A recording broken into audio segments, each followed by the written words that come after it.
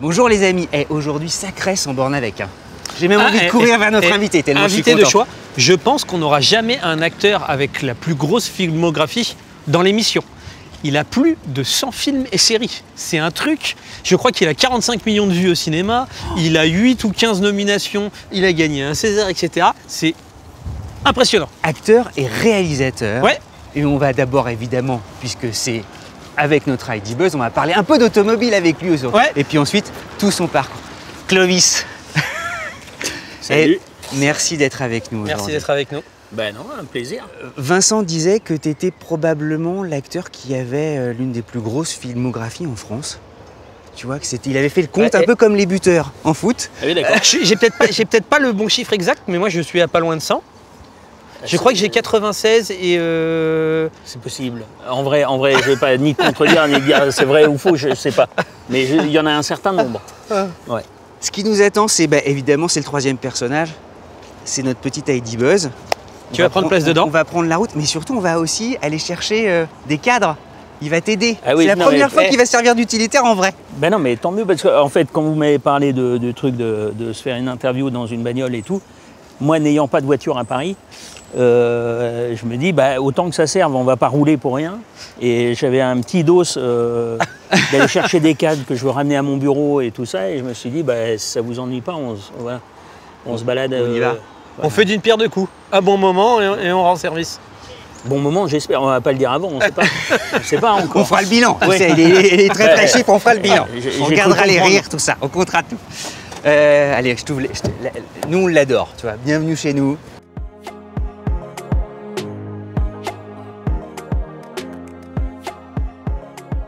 Donc, sans borne avec Steve McQueen. Mais génial. C'est chouette. On a le droit de fantasmer. Hein. Ouais. On est très content de t'avoir pour plein de raisons, mais notamment une première. Je crois que dans les interviews, il n'y a jamais personne qui a dit putain, ça me fait chier que tu sois là. Ah oui. Ouais, Non, donc non. vous êtes vachement poli en fait. Et on va enclencher un petit rituel avec une question un peu comme, tu sais, sur apostrophe, le questionnaire à la Proust. Et pour mieux te connaître et tes habitudes de voiture, est-ce que tu as d'abord le permis? Oui, j'ai le permis. J'ai le permis voiture moto. Ta première voiture? Une 4L. C'est rigolo. Tu as eu quel âge? J'avais 18 ans. Ok. Ouais. Une 4L d'occasion qui était à mon père avant et qui était à son père avant. Tu l'as gardé longtemps? Transmission. Ouais, c'est vrai. Je l'ai gardé une année. Une année. Et puis après, j'avais assez de blé pour acheter une voiture autre, tout ça et tout. Donc voilà, après j'ai eu beaucoup de voitures. T'as un goût, donc du coup, t'as un vrai goût pour les voitures? Ça t'est un peu passé? Tu l'as toujours? Non, j'adorais les voitures. J'adore les voitures, mais beaucoup moins maintenant. Pas que. Alors, il y a plusieurs choses. C'est-à-dire, il y a l'aspect évidemment transition écologique, tout ça et tout, qui prend une place très forte. Voilà, chez moi comme chez beaucoup, il était temps. Et du coup, un des premiers trucs qui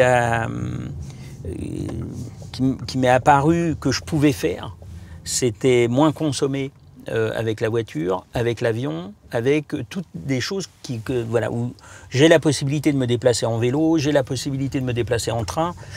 Donc j'ai évité depuis 6 ans. Tu fais attention à ton empreinte carbone.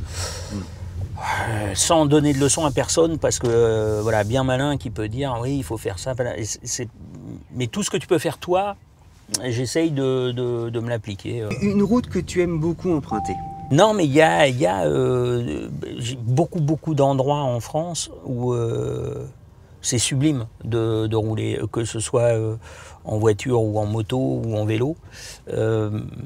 Donc, en fait, j'ai tellement eu la chance de travailler beaucoup en France, entre les tournées théâtrales et les films à travers la France. Ouais, t'as vu Je connais énormément de très bien choses. notre pays. Et en fait, je pourrais pas te choisir une route parce que c'est des moments. Tu as une lumière à un certain moment dans l'est de la France, dans l'ouest, au nord, au sud. C'est la poésie de l'instant en fait. Ouais. Ouais, Et ouais. puis tu as vraiment des parcelles, des moments qui sont... Mais d'ailleurs, alors je vais te dire, il y a un truc qui est très simple. tu regardes le Tour de France, et bien malin qui peut dire ah ben non, j'aime que cet endroit ou j'aime que cet endroit. Tu regardes les routes du Nord quand la lumière, moi il m'est arrivé de faire du vélo, des fois sous la flotte, dans des endroits mais fous, que ce soit dans le Morvan, que ce soit des endroits, évidemment les Alpes, les Pyrénées, on a un pays qui est hallucinant pour ça. Donc plein de routes en vrai. Quand tu voyages en France, tu ne prends pas l'avion. Non, Voiture ou train? Voiture ou train, ouais. Voiture ou train ou vélo. Mais voiture, train, il y a 1000 bornes. Les gars, tu vois, du nord au sud, faut arrêter. C'est quand même pas... donc, en plus, dans un train, je trouve qu'on bosse. Moi, j'arrive à bosser vraiment... convenablement. Moi, je préfère le train à l'avion, moi. Bah ouais, t'arrives d'un centre-ville. J'ai un vélo, qui est un petit vélo, un Brompton, par exemple, pliable. Dès que j'ai des rendez-vous, je sais pas, à Bordeaux, à Lyon, à Toulouse ou machin, je vais avec mon vélo à la gare, je dis clac, j'arrive dans la ville, je pars avec mon vélo, t'es jamais en retard. Le fait de pédaler, voilà, ça fait... Ça tire l'esprit. Ouais, ça fait du bien. Ouais. Et donc, en fait, bon pour la santé. Aujourd'hui, tu as tout à y gagner dans les villes. Après, encore une fois, je ne donnerai de leçons à personne parce que je ne suis pas, je travaille pas dans le bâtiment, je suis pas quelqu'un qui doit faire avec sa camionnette des interventions, des rendez-vous, des choses. Voilà, donc c'est pas pour dire. Non, mais on est là pour justement. C'est pas une nécessité pour pour la voiture. ton quotidien. Ouais, voilà, tu me dis pour toi, ce que tu peux faire, voilà, je peux le faire. Alors néanmoins, tu as eu des jolies voitures. Oui. Ah oui, mais je trouve que la voiture est un art, au même titre que on va dire depuis l'industrialisation. Et puis quand tu filmes, maintenant j'aime fabriquer des films, filmer une locomotive par exemple, ou filmer, tu vas chercher des locaux, des trucs, des wagons, l'ingénierie avec la voiture. Et typiquement, quand tu fais des films d'époque ou des choses comme ça, tu vas chercher des bagnoles qui sont improbables parce que à l'époque c'était presque des petits garages qui faisaient leur voiture. Exactement. Et donc tu as des créations, mais alors des dingueries, d'une mocheté absolue qui en deviennent extrêmement belles. Et puis d'autres choses, et puis d'autres bagnoles qui sont d'une grâce sublime. Non, j'aime beaucoup les voitures. Ouais. T'es sensible à ça justement quand tu écris un film? Tu te dis ah tiens, tu parlais de locomotive, tu visualises tu as déjà des scènes qui te viennent. De toute façon, alors moi j'écris pas tous mes films, mais en revanche avec les scénaristes avec qui je travaille, oui je leur parle de séquences, de choses comme ça. Alors je leur parle pas forcément des modèles ou des trucs, mais typiquement par exemple j'aime pas filmer dans l'urbain, ce que je trouve et dans on va dire le contemporain. Souvent, j'ai été déçu dans les années 90, les années 2000, tout ça, je trouve que c'est pas très beau, quoi. Les véhicules sont pas top, quoi. Ils sont tous un peu pareils, ils se copient, et ils se copient sur un truc que je trouve pas dément, très sincèrement. Ah ouais. À part, évidemment, la voiture de luxe, qui par définition doit proposer quelque chose de particulier, parce que vu le blé que ça coûte. Donc encore heureux, en même temps ça te coûte vraiment plus cher. C'est vrai que bon, donc là tu trouves certains modèles, mais je trouve que alors et puis il y a aussi ce côté Madeleine, c'est-à-dire que quand voilà, mais j'ai eu le jour où je me suis acheté une R16 TX, c'était le rêve absolu, quoi. T'as eu une R16 TX? Ouais, j'ai eu une TX. Ah ouais, c'était dingue. Et pour Vincent, la R16 TX, c'était le top du top. Hein. C'était un truc. Moi, je suis un peu d'une plus jeune génération, ça me parle un peu moins. L'une des premières à avoir des vitres électriques et tout, c'était un luxe inouï. Et puis surtout le haillon. Le haillon. C'est les 5 portes, quoi. Tu l'avais en quelle couleur? Écoute, elle était un peu dégueulasse. Non, mais c'est vrai, elle a une couleur un peu cacadois, pas ma couleur préférée. Mais bon, déjà, le fait de l'avoir, j'étais tellement heureux. C'était tellement une voiture de rêve que... Mais quand tu regardes, par exemple, toute cette époque, la 504, même les 404, moi, quand j'étais gamin, je me souviens, dans la famille de mon père, il y avait ma tante qui avait une 404 et c'était des voitures un peu de bourgeois quand même. Et nous, il n'y avait pas... Personne n'avait cette image en plus. Ouais, et putain, la 404, je me disais, waouh, classe. Et la 505 coupée. Oui, qui était magnifique, qui existait en 6 cylindres et au cabriolet. C'est des voitures, et tu te dis, on vivait dans cet environnement qui était en fait beaucoup plus pop je trouve, que ce qui s'est passé après les années 80. C'est-à-dire que, vrai. alors je me dis, c'est peut-être parce que c'est une Madeleine ou n'importe, mais je me dis, quand tu vois les voitures de cette époque-là, où tu avais encore même des 203 qui roulaient, tu avais des tractions. Tu sais, des gens, tu roulais en traction. Mais Ça oui, arrive. oui, c'est vrai, il y avait des Tu changements. Oui, oui, le lien était encore Je sais pas fait. comment dire, c'était un bordel, bon, jusqu'à la Fuego, quoi. La Fuego a été le début de la merde. Non, mais. Le début de la Non, mais, qui est devenu- mais t'as raison. Mais qui est devenu, en fait, une ref maintenant. Mais, Ah, bah oui, parce que c'est tellement de mauvais goût. mais que comme ça les en devient BX aussi, beau. tu sais, les BX, Ouais, c'est bien sûr. Est-ce que quand tu as eu tes premiers succès et que tu as commencé à gagner un peu de sous et que tu étais plus jeune aussi, Hum. parce qu'en général, quand on est plus jeune, c'est là où on dépense un peu plus que quand on vieillit, on devient un peu plus sage, etc. Est-ce que tu t'es acheté des vraies grosses voitures? T'es tombé dans le truc des Porsche, Ferrari, etc. Ce qui n'a rien de mal de tomber. J'ai conduit moi-même une Porsche et je suis un énorme fan de Porsche. Non, la seule. J'avais acheté une Ford Sierra Cosworth Ah oui. avec l'aileron. Ouais. Et T'avais acheté ça? ouais, j'avais acheté ça. C'est marrant, t'aurais pas attendu, ouais. Ouais, mais j'avais acheté ça. Mais c'est marrant, attends, c'est. Ouais, et elle était. C'était une bombe. Hein. Mais carrément. C'est une bombe et j'ai fait le con à l'époque parce que justement, comme cette voiture était quand même très rapide, je jouais au Festival d'Avignon le soir, une pièce de théâtre, et je tournais à Paris la journée. J'avais dit ni à l'un ni à l'autre que je faisais l'un et l'autre. Et du coup, je faisais l'aller-retour. Ouais. Du coup, je faisais l'aller-retour dans la journée tous les jours. T'étais à fond alors pour. Ben, j'ai appris des choses absolument terrifiantes en faisant ça, parce que du coup je dormais pas, puisque à Avignon on jouait à partir de 22h30, et moi je tournais à Paris jusqu'à 18h, tu vois, ou 17h parce que j'avais demandé, parce qu'on faisait des... Et donc j'avais 3h30 pour aller au théâtre à Avignon. Et je roulais à, je sais pas, 230, 240. Que c'est l'autoroute par cœur, à la fin. Et j'étais épuisé parce que je Évidemment. dormais pas. Après le théâtre, dès que j'avais fini la pièce, fait, c'était- je reprenais la route T'as pour dit- être le matin à Mais Paris. hyper T'as dû te dangereux. faire très peur, non? Et j'ai fait ça pendant une petite quinzaine de jours. Mais t'avais quel âge alors? T'avais 20... 20 ans, ouais, 20 ans, 21 ans.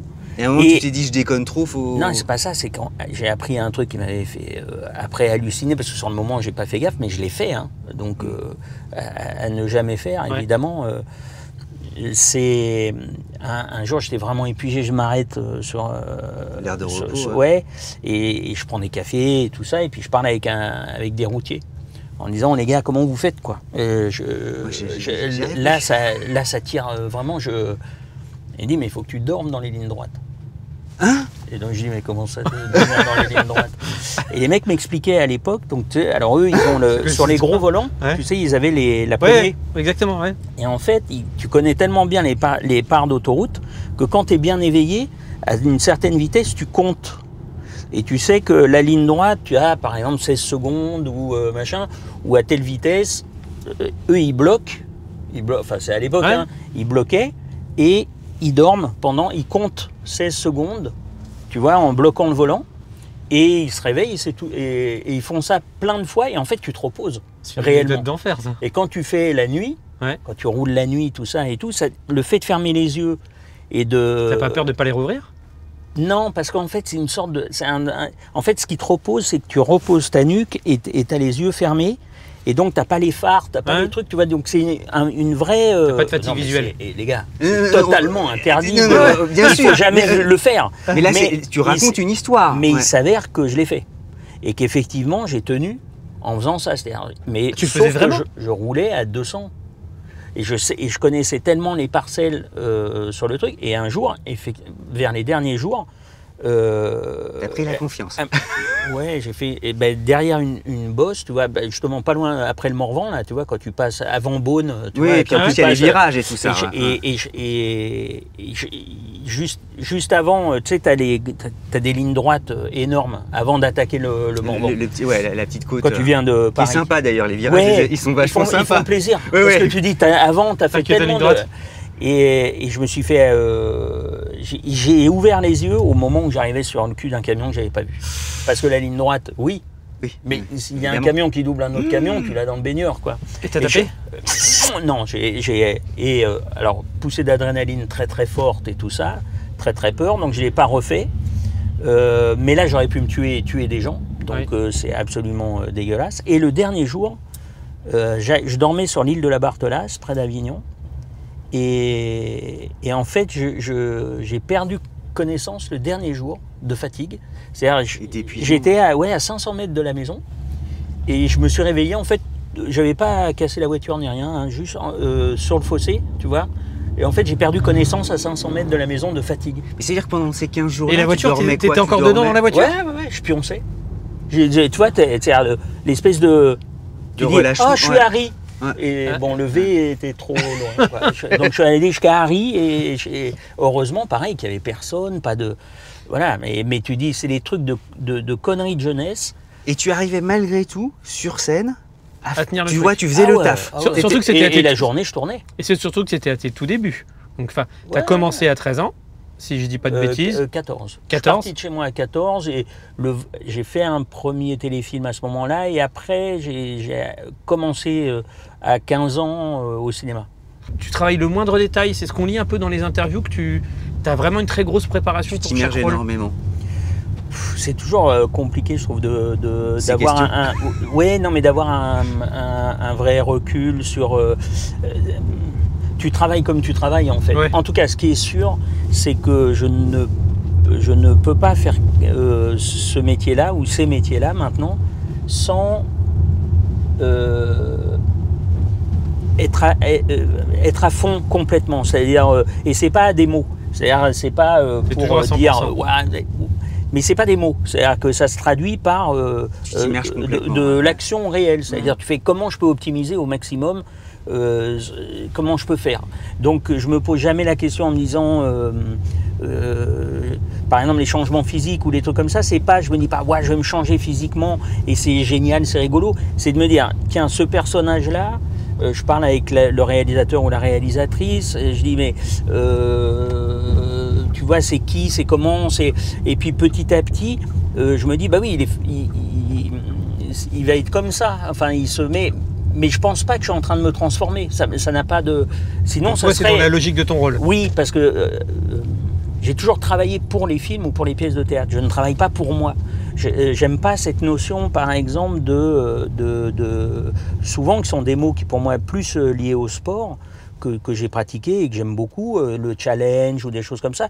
Ça ne m'intéresse pas du tout dans nos métiers, pas du tout. C'est-à-dire, j'ai jamais accepté un film pour un rôle. Ou la fois où je l'ai fait, les erreurs que j'ai pu faire, ça a été par exemple parce que je voulais vivre une aventure, que j'ai accepté de temps en temps des films, et où je me dis en vrai, j'aurais pas dû le faire, je l'ai fait pour un truc très personnel, et je me dis c'est pas bien, parce que je travaille toujours pour les films, ou pour les pièces. C'est ça qui donne du sens au fait d'être acteur. T'es une partie de quelque chose, mais tu n'es pas, c'est pas pour toi que tu le fais, c'est pas pour... c'est pas pour briller, c'est pas pour qu'on se dise ah là là, il a réussi à jouer ça. Je m'en fous. Ce que tu veux, c'est que les gens voient un film ou voient une pièce de théâtre et se disent ouais, j'ai adoré ce film, j'ai adoré cette pièce de théâtre, j'aime beaucoup cet acteur, cette actrice, et tout, tant mieux. Mais c'est pas l'ensemble, c'est l'ensemble, c'est formidable. C'est dans le film, quoi. Mais comme j'allais dire, un joueur dans une équipe de foot, par exemple, qui doit se donner pour l'équipe, et on va tous... Non, c'est... En même temps... Mais, alors, Pardon, je connais pas le foot. Non, mais enfin, je pense... Enfin, je pense pas que t'aies tort. Le monde a mal tourné sur ce sujet-là. Non, mais je pense pas que t'aies tort fondamentalement. La seule chose, c'est que, de toute façon, un joueur de foot, on le voit bien, les grandes vedettes, les grandes stars et tout ça, de foot, quand ils sont pas dans la bonne équipe, il y a une couille dans le piano, quoi. Oui, ils ont du mal à performer. Ben oui. Et alors, évidemment que on va se dire ah ben c'est super, il est là ou elle est là et c'est formidable. Mais une équipe,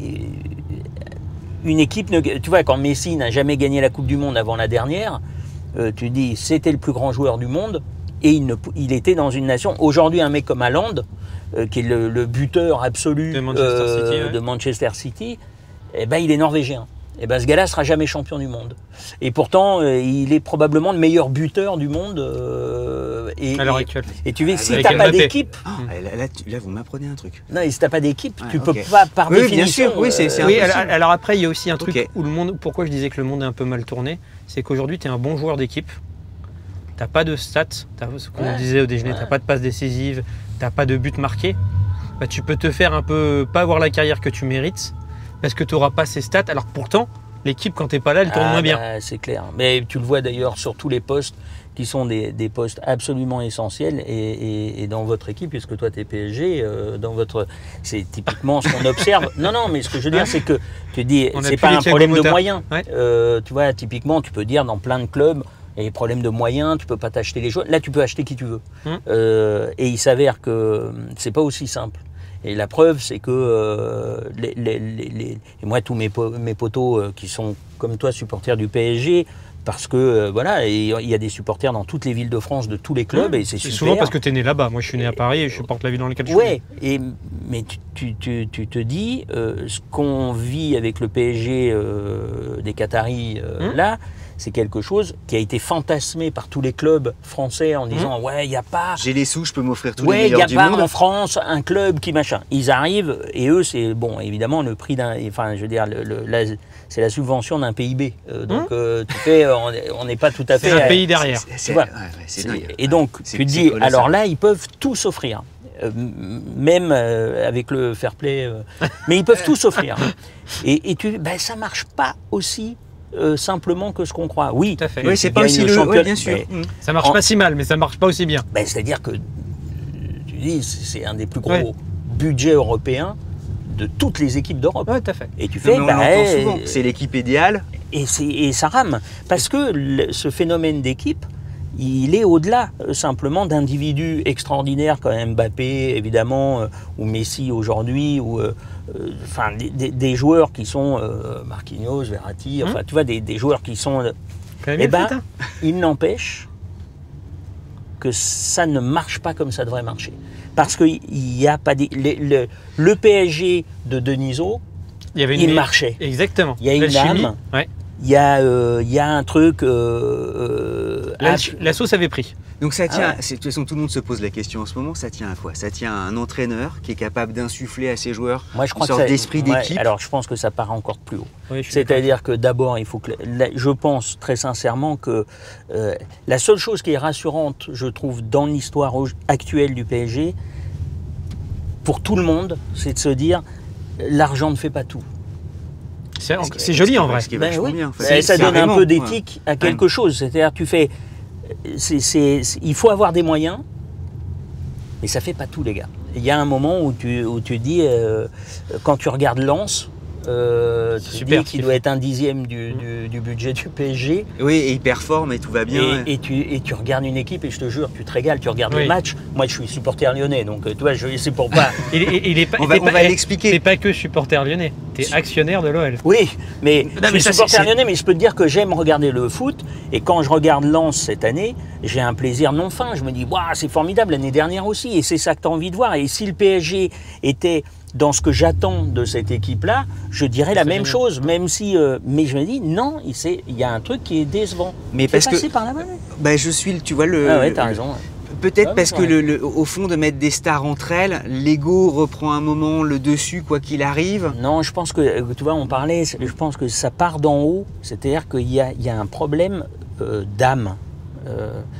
Un club, quand tu es dans un club, tu vois tous les postes de gens que tu vois pas sur le terrain, de tout ce qui accompagne, de tout ce qui donne une âme Oui, et de à la un chair club. et de l'envie, ouais. Comment les gens se parlent, le président il est où, le Tous les le à côté qui manager sont en fait général, il est où. essentiels, ouais. Mais oui, il y a un truc Mais, de... mais à partir du moment où tu perds ça, Manchester United sur les dernières années avait un peu perdu ça, Ouais. cette âme. Ah bah, Ils avaient beau avoir l'argent, et- ça fonctionnait pas. Et l'OL, je peux poser la question sur l'OL ou pas? Moi qui connais rien, tu vois. Ouais. C'est- Ouais, tu sais comment que c'est va quand même l'OL dingue. alors? C'est Hein quand même dingue. Tu te rends compte, pas la chance, parce que c'est quelque chose que tu as mérité, que tu t'es investi, etc.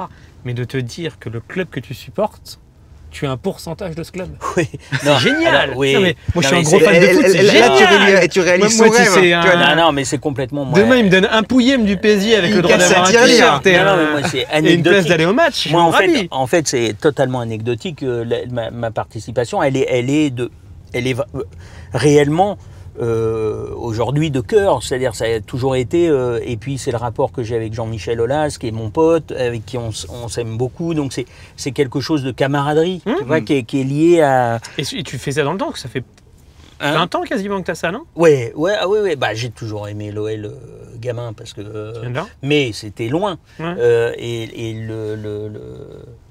quand on s'est connu avec Jean-Michel, oui, ça a été super, quoi, parce que c'est coup de foudre amical, tu peux rien. Vous êtes connu gamin, ça veut dire, tu vois, vous aviez. Non, Ah non, moi, il y a- je l'ai- moi, je Entre l'ai- Jean-Michel Aulas, il y a une petite différence d'âge tout de même. Oui, on a Ok. une différence Pardon. d'âge, mais non, justement, je connaissais pas quand j'étais gamin, mais quand on s'est rencontrés, il y a une sorte de coup de foudre amical qui était un peu difficilement Ah ouais. expliqué, quoi. C'est vraiment un truc. Un peu comme toi et moi, Cédric. Ouais, je pense que c'est un peu ce qui s'est passé. Ouais.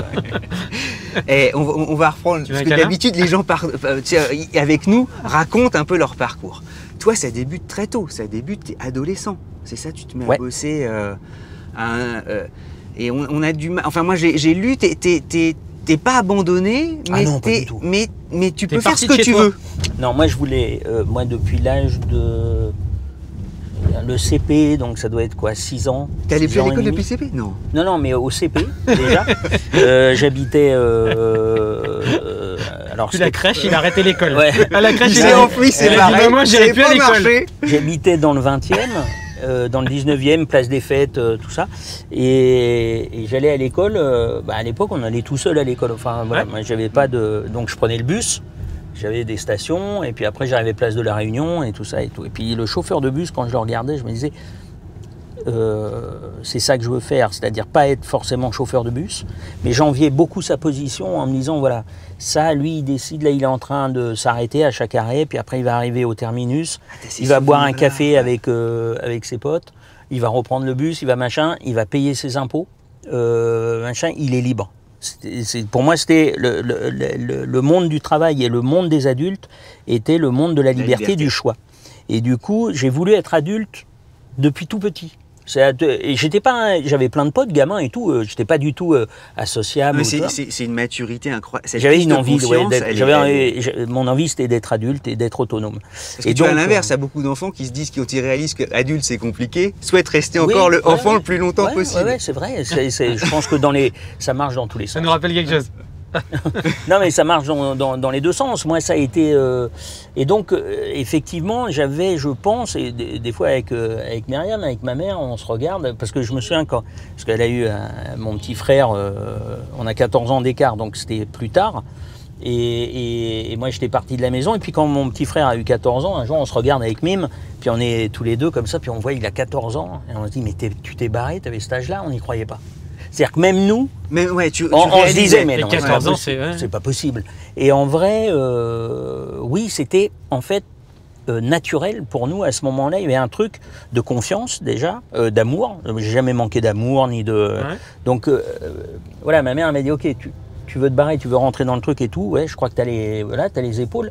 La seule chose, tu glandes pas. Je veux pas devoir glander. Si c'est se barrer pour se mettre dans une piole, fumer des joints ou des trucs comme ça, c'est même pas la peine. Donc j'étais pas. Elle avait vachement confiance quand même. Oui. Bah, on a peu Mais d'écart. Hein. Elle m'a eu à 19 ans. On a grandi aussi un peu ensemble.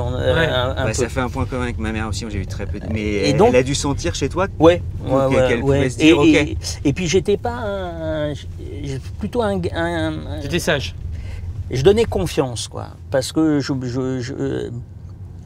je trahissais pas, je faisais pas les trucs en 12D, j'étais pas. Puis elle a dit, J'ai tu toujours me été connais. assez franc, Ok, ouais. assez clair. Alors oui, j'ai fait des conneries, oui, enfin évidemment, mais jamais de trucs, tu sais, tordus ou. Puis je suis pas tombé dans la dope, j'ai pas eu ces Enfin, il n'y a accidents-là. pas eu des gros soucis. Non. Donc et puis j'ai travaillé tout de suite. Et pourquoi tu t'es dit acteur, justement?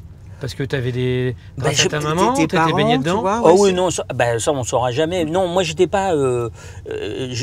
J'ai admiré, j'ai commencé à admirer le travail de Myriam bien plus tard. Moi je voulais pas être comme Myriam, je voulais pas être comme mon père Roger non plus. Enfin, j'étais pas du tout fasciné par eux au sens du travail.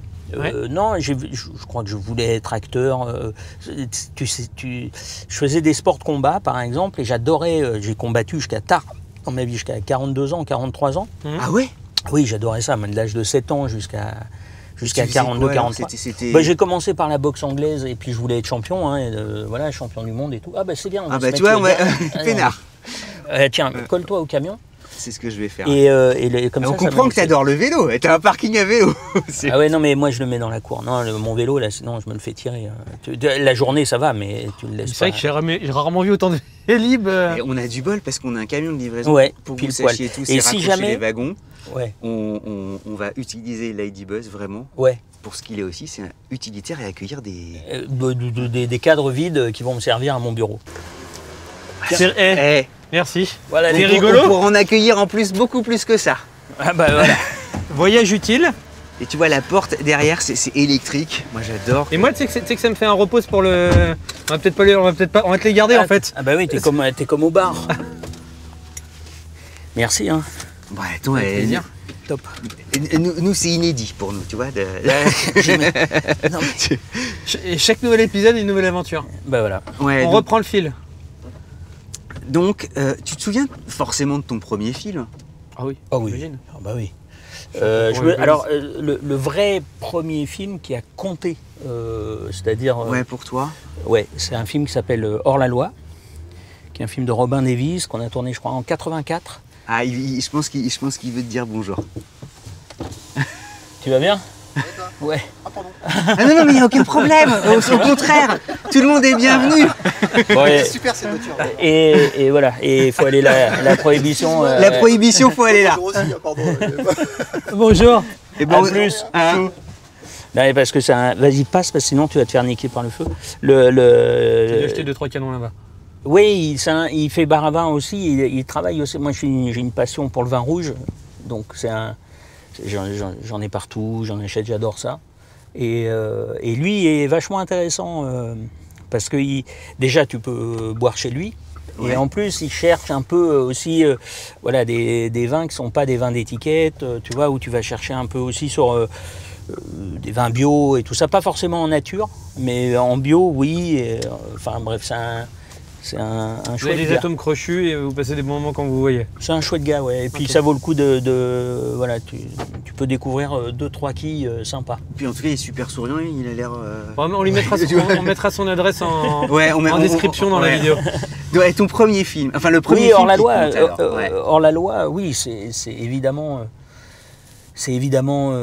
formateur à plein d'endroits parce que c'est une aventure folle. C'est le film le plus cher du cinéma français à l'époque, donc le plus gros budget qui avait été fait et où il n'y a aucune vedette, C'était que quoi des jeunes. C'est quoi que t'appelles tu te rappelles une ordi des chiffres? Ah non, parce que alors là, et en plus on était en francs et tout, donc je sais Et même prescription. plus. Ouais, non, mais voilà, c'était un énorme budget, donc c'était un événement et c'est un film qui n'a pas marché. Mais c'est un film qui pour nous, parce que le casting a duré 1 an, donc tu vois, moi j'ai été allé pour faire de la figure et puis je me suis retrouvé avec le rôle principal masculin avec un autre gars. Et c'était une aventure folle, c'était un tournage de 4 mois avec des cascades, tu vois, donc c'était extrêmement Faut aller le formateur. revoir, C'était- attends, ouais, faut- C'était une dinguerie, quoi. C'était vraiment un moment. Et je me souviens d'une parole, notamment du producteur à l'époque. Donc c'était Alain Sard, qui était un gros producteur de l'époque. Et il y avait Belmondo aussi qui produisait et tout. Ok. Et je me souviens que c'était l'histoire d'une bande de voyous, donc on était quand même assez chauds tous. D'ailleurs, tous les hôtels, tous les trucs, ça a été pour la régie, pour tout ça, ça a dû être un cauchemar. On se battait tous les soirs. Ah, dans les que- boîtes de nuit. En Oh. fait, le Non, rôle, mais- le rôle a dépassé. Ouais, ouais, non, à on est- dépasser non, le mais film, ouais. Vraiment, ça a été fou. Ça a été fou. Les parce à côté, qu'on se c'était marrait presque comme des mieux fous, que mais le en film. même temps, voilà, on a braqué des hôtels dans lesquels on dormait. Enfin, C'est vrai? des histoires. Il y avait des flics sur le tournage. Vraiment. Ah non, mais c'était dingue. Je me dis, pour les producteurs et tout ça, c'était une. Mais nous, on a ri. C'était fou, quoi. Et donc, un jour, je me souviens, le producteur vient sur le tournage et tout, et puis je sais pas trop quoi dire, et puis j'étais vraiment heureux d'être là, et je me souviens de lui dire merci beaucoup. J'ai vraiment de la chance que Et je découvre vous moi-même. m'ayez pris machin.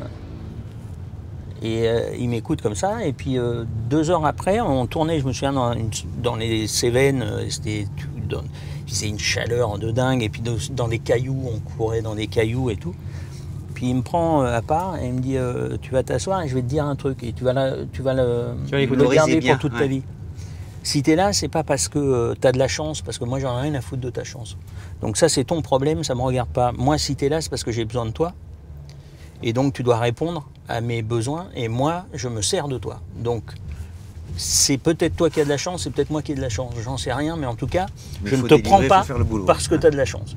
Et je me souviens de m'être dit, C'est génial. d'abord mais ça sur fait une pression. le moment, je me Ouais. suis dit bon qu'il aille se faire foutre, tu vois, je Non, me tu disais, comprends pas tout je quand t'es comprends. ouais, non, tu- parce que je me dis, j'ai été poli, j'ai été gentil, je me fais engueuler par un gars, tu vois. La réaction d'un ado classique. enfin, Ouais, tu vois, voilà, je comprends pas bien le truc. Puis ça m'est revenu parce qu'en revanche, moi, je crois beaucoup à la chance, et je la respecte énormément, et c'est comme un totem invisible que je caresse tous les jours, parce que je sais ceux qui n'ont pas de chance, parce que j'en connais beaucoup, et parce que je me dis, on peut dire ce qu'on veut, oui, on travaille, oui, je ne me fous pas de la gueule des gens, oui, je mets toute mon énergie à faire le mieux que je peux, et tant mieux pour moi que ça fonctionne, mais en vrai, si t'as pas de chance, gars, tu peux être pareil, et ben il se passera rien, quoi, et tu vas en chier tout le temps.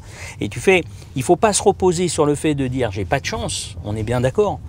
Mais en revanche, quand on a de la chance, il faut savoir vraiment qu'on en a. Oui, Parce que quand les gens te disent, quand j'entends des gens dire ah non, je ne crois qu'à la valeur du travail, à tout ça, oui, très bien, mais encore faut-il avoir les moyens de travailler. Comment il faut avoir ces petits trucs, ces petits rendez-vous où tu vas la provoquer, tu vas la... Mais qui sont déclencheurs. Ouais, ouais. mais t'as ce petit truc. Quand tu l'as pas, tu peux pas me dire qu'un môme de 6 mois au Sahel qui crève parce qu'il peut pas bouffer, il aurait dû quand même se démerder, les gars. Exactement. Tu vois, tu fais, non, il a pas de chance, quoi. Il y a vraiment un truc qui existe avec ça. On n'est pas égaux par rapport à ça. Donc quand on en a, ne serait-ce qu'un peu, je pense qu'il faut la caresser, quoi. Ce qui m'a choqué dans ce que tu nous as dit tout à l'heure, de ce que tu nous as dit un peu en off, et c'est pour ça que je le partage, c'est qu'on a quand même quelqu'un dans la voiture qui a fait 100 fois son métier. C'est-à-dire que toi, ton métier, c'est d'être acteur et aussi d'être réalisateur. Donc tu as été acteur plus d'une centaine de fois. Ouais. Et tu nous as dit qu'à chaque fois, tu sors d'un film, tu te dis que c'est peut-être le dernier.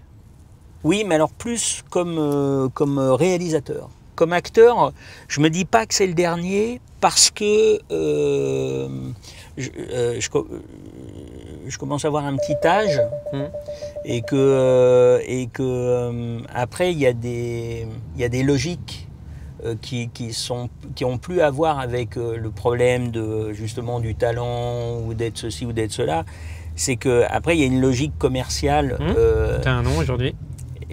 Et quand tu représentes quelque chose à ta petite échelle, dans ton créneau d'âge, identifié,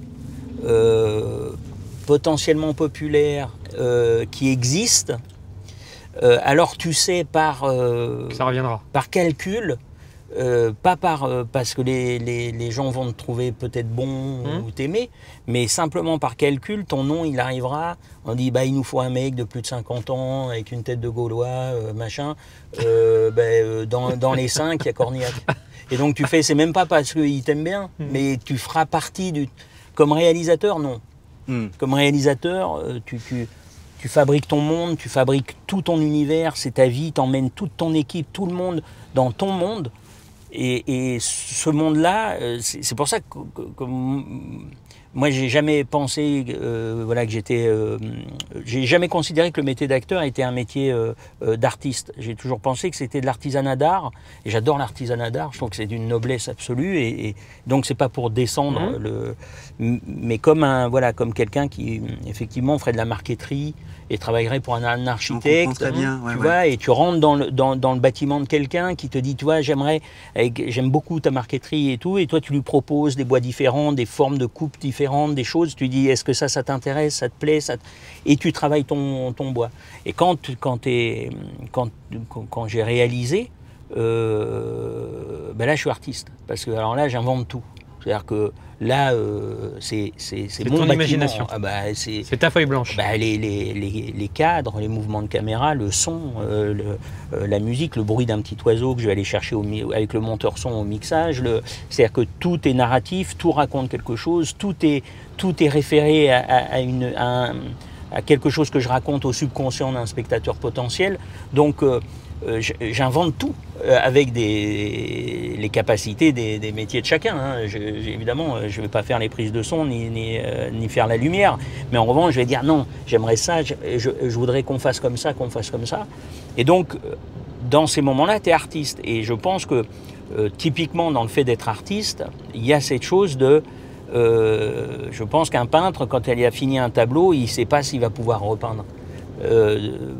Est-ce que j'aurais d'autres idées? Est-ce que j'ai d'autres choses à raconter? Ouais, t'as donné énormément de toi. Tu vois, et tu fais, je sais pas, quoi. Et en même temps, c'est facile, c'est génial. Permet d'avancer. C'est génial, c'est un sentiment. Le souhait d'être réalisateur, tu l'as eu, j'allais dire, chemin faisant, en exerçant ton métier d'acteur, ou tu l'as eu très tôt?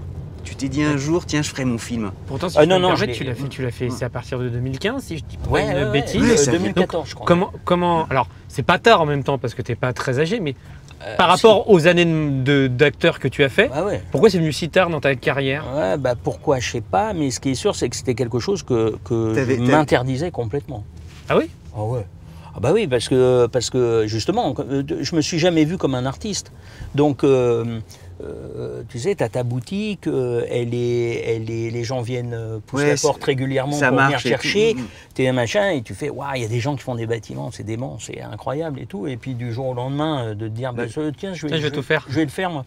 Non, moi je m'étais interdit, il doit y avoir plein d'interviews qu'on doit pouvoir trouver partout en disant, est-ce qu'un jour vous réaliserez? Ah, jamais, jamais. Alors ça, s'il y a une chose qui est sûre, donc j'ai affirmé ça. Et alors, attends, c'est quoi le déclic? Qu'est-ce que tu t'es dit? Ok, en fait, non, je vais y aller. T'es arrivé à un âge, tu n'avais plus rien à perdre. C'est ton entourage? Non, c'est pas de perdre, parce que comme j'ai pas tellement cette angoisse de perdre ou de gagner, non, c'est en vrai, j'ai fait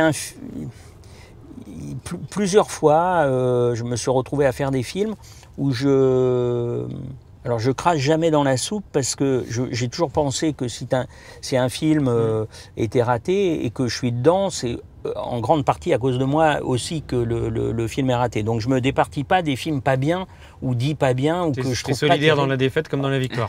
Dans la victoire, moins. Parce que dans la victoire, je trouve que la réussite est un truc qui nous échappe. Tu peux pas analyser une réussite vraiment au cinéma. Alors tu peux te la péter, mais tu peux pas vraiment l'analyser. Ce que tu arrives à analyser, c'est les échecs. Parce qu'ils te font avancer. Tu te dis, ah ouais, putain, ça marche pas du tout, cette manière dont... Et donc ça prend... C'est de régler différemment ensuite. Ouais, et puis de comprendre. La réussite, elle est surtout au cinéma... pourquoi ce film-là fait un carton dément, et que tu regardes le film dans sa fabrication, dans sa narration, tout ça, tu fais franchement, c'est pas génial, les gars. Ben oui, mais les gens ont surkiffé le film. Qu'est-ce que tu veux que je te dise? Ça t'échappe. Et tu le constates, et c'est une bonne nouvelle pour le cinéma parce que ça réinjecte et tout. Mais moi, je me suis rendu compte plusieurs fois, j'avais fait des films où je commençais à être un peu triste de certains, de la fabrication, c'est-à-dire en me disant, mais quand même. Tu dis, j'aurais bien aimé faire différemment. Non, mais pas alors, je me disais pas moi, mais je me disais, je comprends pas, on perd un temps phénoménal. Là, il pourrait faire des plans, on pourrait faire des choses. Oui, tu voyais des améliorations. Et rien. Et donc, je comprenais pas... J'attends la minière. Ah bah ouais. Et je comprenais pas. Et au bout d'un moment, avec le temps, ça commence de temps en temps... Ça t'a titillé de plus en plus. Ça titillait. un peu à t'agacer, tu vois, et je me dis, oula, attention, la pire maladie, je pense, pour les acteurs et tout ça, c'est l'aigreur, quoi. Parce que alors, si tu commences à aller sur des films ou des pièces de théâtre en disant je vais leur en vendre, c'est terrible. Je trouve que c'est terrible chez les artistes ou les interprètes, en tout cas, je trouve ça terrible. Donc, je me suis dit putain, c'est pas bien. Et j'ai fait un film à ce moment-là pour une mauvaise raison, qui était je voulais vivre quelque chose en fait, et je me suis rendu compte que alors le film est pas bon à mes yeux et tous envie de savoir maintenant. Oui, on aura la politesse des pas de vendre. et du coup derrière j'ai refusé tous les films, j'ai dit il faut que j'arrête un peu, il faut que j'arrête, je vais retourner au théâtre. Et donc Sachant que pour toi, quand on regarde ta filmographie, les périodes d'arrêt, il n'y en a pas eu tant que ça, hein? Non, mais parce que quand je suis... tout le temps. Oui, mais parce que je suis ou au théâtre, ou au cinéma, ou à la télé. Donc, mais le cinéma, j'ai dit, stop, là il faut que j'arrête. Et j'ai repris un texte, enfin j'ai joué un texte de Susskind au théâtre qui s'appelait La Contrebasse. Et pendant 2 ans et demi, l'avantage du théâtre, c'est qu'au théâtre, le héros, c'est le texte. Et donc, le fait d'être derrière un texte intelligent, pendant les 2 heures et demie où j'étais sur scène, t'es intelligent. Puisque tu t'appropries quelque chose, tu vois, tu réinventes, tu es obligé de digérer ce texte-là comme si chaque soir, tu étais en train de le penser, de le vivre. Et donc, ça te fait un bien fou d'être intelligent pendant 2 heures et demie, d'être rempli d'intelligence. Ça te nourrit, ça main. Et puis à ce moment-là, pendant les 2 ans où j'ai fait ça, je me suis dit, en fait, peut-être qu'il faudrait que je me confronte à la mise en scène, à la réalisation, pour faire un film une fois dans ma vie et devenir beaucoup plus tendre, peut-être avec le regard que je peux avoir sur la mise en scène en disant ouais gars, t'as vu, Être moins dur. t'as vu là, tu vois ce que je veux dire. Okay. Et donc je suis parti là-dessus et ce qui s'est passé et qui était complètement pour moi inattendu, c'est qu'à partir du moment où j'ai été greenlighté, parce que j'ai coproduit le film et tout ça. À partir du moment où tu y allais vraiment, quoi. Tu t'es mis en risque. Oui, bah, c'est la moindre des choses. Tu veux dire. Et donc, au moment où j'ai pu avoir ce minimum d'argent pour réaliser le film, c'est pas que j'ai kiffé, c'est que ça a été une révélation amoureuse avec un métier, mais de tout me passionne dans la réalisation. Tout. Il n'y a pas un endroit qui ne m'intéresse pas. Il n'y a pas un endroit où tu vois, dans la vie, les fringues, les coiffures, les trucs, j'en ai rien à foutre. Ça ne me parle pas. Mais pour ton film, tout à coup, t'es... Ah mais je peux rester avec un costume. La cravate, c'est pas comme ça, les gars. La cravate, mais en me disant, ouais, putain, les ourlets, tu vois. Si par exemple, tu fais un ourlet qui est, alors je sais pas comment on appelle ça, mais tu sais, où il y a une surpiqûre et tout, ça veut dire que c'est quel type de gens qui portent cette typologie. Les films d'époque et tout, c'est... d'époque, voilà. Mais même sur le contemporain. Tu vois, et typiquement, quand on parlait des voitures tout à l'heure, tu vas filmer les rues, par exemple, ce que je déteste. Tu vas à ce degré de détail. Ouais, mais je fais effacer tu vois, j'aime pas les places payantes, là, les espèces de trucs. Oui, puis je dis, graphiquement, à l'image, c'est d'une pauvreté, ces trucs-là. T'as envie de trucs. Tu vas jusqu'à ce niveau de détail. Non, mais c'est génial. Moi, j'adore ça, parce qu'au cinéma, parfois, il y a des trucs qui te choquent ou qui datent un truc. Tu vois, ces pancartes, là, tu vois, zone 30, machin, là. Le film, tu fais enlever ? T'as un cadre, tu suis ton héroïne, je sais pas, tac, elle traverse, elle machin, et tu fais, t'es pollué par des trucs qui sont moches. Ouais. Et le cinéma a quelque chose de magique, quoi. Donc, t'as envie d'emmener sur un territoire inconscient visuel comme sonore. C'est pareil sur le sonore, c'est le son. Au cinéma, c'est gigantesque le travail qu'on fait là-dessus. Toi, ce panneau-là, il y a un bruit dans ta scène. Et tout ça, c'est un truc, ouais. Ah ben, moi, avec mon monteur son et ça doit paraître totalement bricolé, là. Ah non, pas du tout. Mais avec le monteur son et mon mixeur, on passe un temps phénoménal parce que tu es sur une séquence et tout à coup, tu dis, est-ce qu'on pourrait mettre très loin ce type d'oiseau, par exemple, parce que tu ramènes tu ramènes, tu ponctues, c'est comme une musique, quoi. C'est-à-dire, tu peux ponctuer des choses de personnes qui n'arrivent pas à se parler, pour quelle raison, pourquoi, comment et au loin, tu as quelque chose d'extrêmement charmant, très très loin, extrêmement charmant et tout. Toi, spectateur, tu l'entends pas, enfin, mais tu regardes la scène, tu vois ces deux, et tu dis, oh, on dirait deux petits oiseaux qui vont se... Et ben, en fait, je te les ai mis. Tu les as là, ouais, ils sont là. En fait, je t'ai donné l'info. Quand tu as une sorte de regard, de trucs de duel, de choses comme ça et tout. Moi, j'ai fait rentrer des fois des aigles dans des endroits où il n'y a pas d'aigles. Mais t'entends, ou alors t'entends Attends, c'est super. Et tout marche comme ça. Le bruit d'une porte, le parquet, une porte qui s'ouvre hors champ.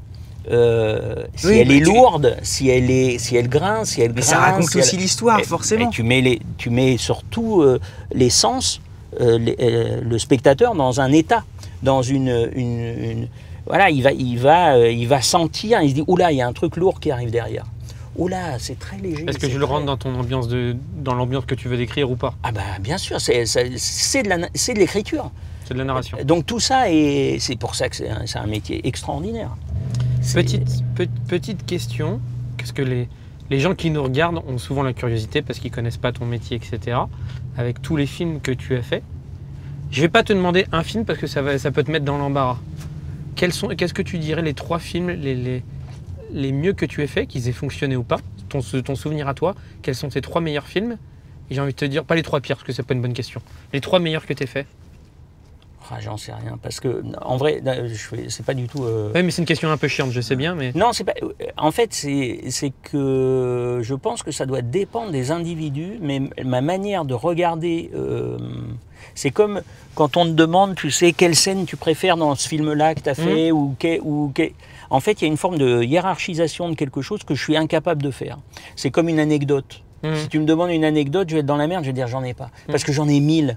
Et en fait, si on parle d'un truc à un moment, je vais dire, ah bah tiens, ça me rappelle une fois j'étais... Alors, et c'est parti. Il y en a, mais le fait de pouvoir mettre... parce que entre le ressenti que j'ai par rapport à un film, l'aventure humaine que j'ai pu avoir avec les partenaires, la force du propos du sujet, je me dis, j'en sais rien en vrai. Là où je suis très heureux, c'est que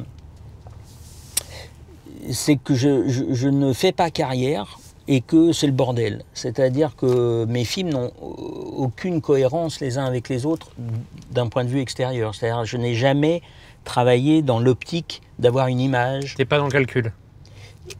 Oui, puis ça serait un peu méchant pour ceux qui le sont, parce que c'est pas forcément un calcul, c'est aussi peut-être des gens qui ont envie de vivre dans l'image de quelque chose, et c'est très bien. Enfin, j'ai pas de jugement par rapport à ça. Mais moi, n'étant pas ça, je suis très heureux d'avoir la possibilité de passer d'un Brise de Nice à un Scorpion, c'est-à-dire que ce qui m'amuse... C'est vrai, mais bien sûr. T'as fait des ou des chatouilles, ou des choses... Tu vois, c'est... Et là-dessus, t'es plutôt instinctif alors? Tu dirais que t'es... Non, je suis sensible à quelque chose qui me paraît cohérent au moment où on me le propose.